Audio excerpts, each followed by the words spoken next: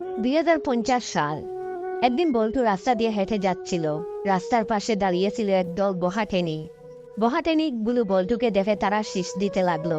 তখন বল্টু প্রচন্ড ক্রোধে তাদেরকে বলল, তোদের বাসায় কি বাব্বাই নেই? কি করে? তখন বহাটে মেয়েগুলো হেসে হেসে বলল, বাসায় বাব্বাই থাকলেও তো তোর মতো এমন মাল নেই।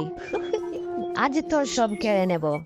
এই বলে গুন্ডির দলটি বল্টুর উপর ঝাঁপিয়ে পড়ল। বল্টুর শার্টটা ছিঁড়ে ফেলল।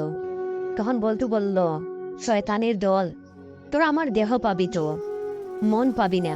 কি করে? মেয়েগুলো বল্টুকে নিয়ে দস্তাদস্তি শুরু করলো।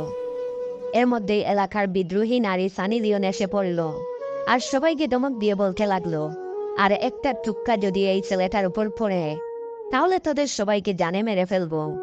এই বলে বিদ্রোহী নারী সানি লিওন ওর ওড়নাটা বল্টুর দিকে ছুঁড়ে দিল। কি করে? বল্টু ওড়নাটা দিয়ে নিজের শরীর ঢেকে ফেললো আর সানি লিওন তাদেরকে মারতে শুরু করলো। টিসুম টিসুম টিসুম। অবশেষে সানি লিওন সবাইকে মেরে বল্টুর কাছে এসে বলল, তোমার কিছু হয়নি তো?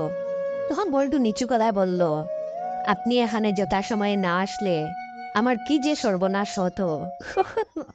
No no no no.